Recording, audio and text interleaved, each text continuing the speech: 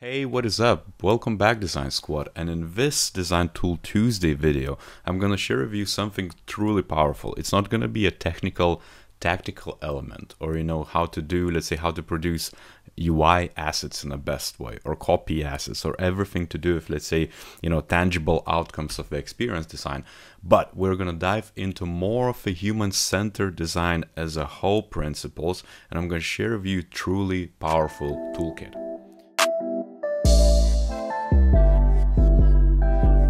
Doesn't matter where you are if your design career right now, there is just so much you can get out of this and apply to every activity you do to bring that holistic human centricity.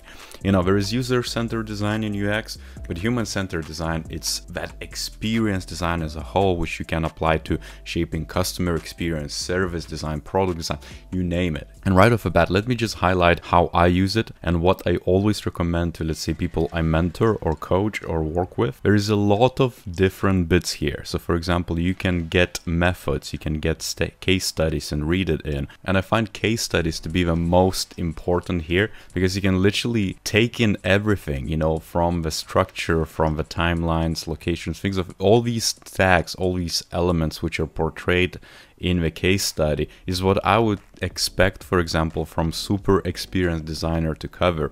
And as you can see, it tells a story. It goes bit by bit exactly what they did, what was the outcome, what process they took. And imagine that if you take just the structure, add your outcomes, add photos just to represent exactly showing instead of telling, you have yourself a case study blueprint you can use immediately. And so you can go through these case studies, which are countless on this design kit, and just see exactly how they made super duper meaningful experience for the end user who is a human. It's not just, considering, the interactive patterns for user. No, it's user who is actually human to solve their issues at hand. If I were you, even if you are, let's say, a junior, a senior, elite, doesn't matter, just go through each of these. For example, if this case I just clicked on, building financial literacy for people who, let's say, would never otherwise learn about it because our schools don't teach it. You see the human element here. This case study goes through that. It's all written, of course.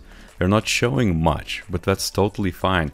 If I were you, I would just literally learn how to tell a good story, impactful story, so that, let's say, even in your portfolios or when you retell it to someone who is important, it's not just for your design peers. It's if you want to get a job, if you want to get a new client, you can use the same principles, the same think of how you portray this. And this design kit is not just limited about the case studies, which you should definitely dig deeper and learn about, but also mindset. And mindset is for example, as an experienced designer, as a lead, as a team lead who overlooks certain product portfolios and coaches people and works with them, I find inspirational tales. And so I would recommend you to, doesn't matter where you are in your career, check these specific videos. It could be about empathy, it could be about creative confidence from David Kelly himself, the founder of IDEO and so forth. But let me show you something super tangible. I mean exactly what you can apply today. There's a few key takeaways I want you to take from this video.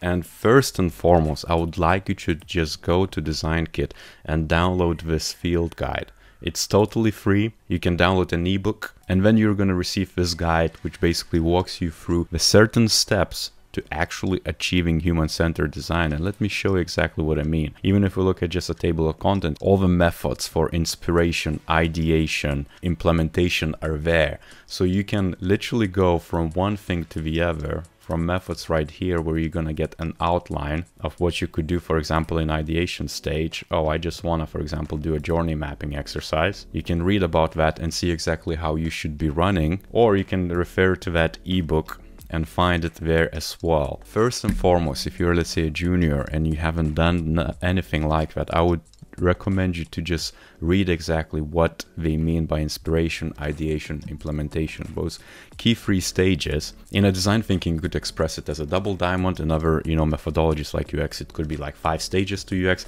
It really depends how you want to express it. In the end, it doesn't really matter, because it's really, you just go from divergent thinking to convergent thinking, and as you arrive at some conclusions, because you start very wide with a lot of different themes, with a lot of different research, and when you narrow it down, you might expand again to find out what could be a good idea to solve those issues, and then you narrow to, let's say, just one idea, and you arrive at that. And I would definitely recommend you to just jump in, read that ebook, use this kit like a holistic resource, depending where you are at. For example, even if you are, I don't know, you try to come up with some ideas or trying to prioritize some sort of pot of different bits you came up with your product team, use the ideation method to arrive at some conclusions. And it could be that you use this bundle ideas option, or you could do a mashup session, or it could be that you do a co-creation design of, let's say, your users, so you invite users, but use this as a specific resources of how you want to run it. And as you can see, some of them have video explanations,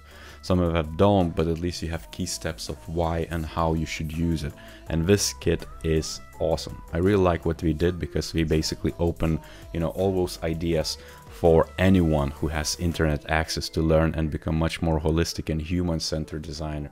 And I think, you know, if you start as a user-centered UXer, maybe your focus is in UI, you know, the next step is definitely to add that human-centered, humane design, where you just not just consider of the digital means, you consider that it's meaningful, that it's ethical, that it adds to the, you know, the greater good as a whole, and considers that immediate impact as well as the long-term returns. And so if you like this video, give a like, subscribe to this channel. I'm gonna leave a link down below to this kit so you can explore, but again, make sure you look at it, because it doesn't matter where you are at, you can find it super useful.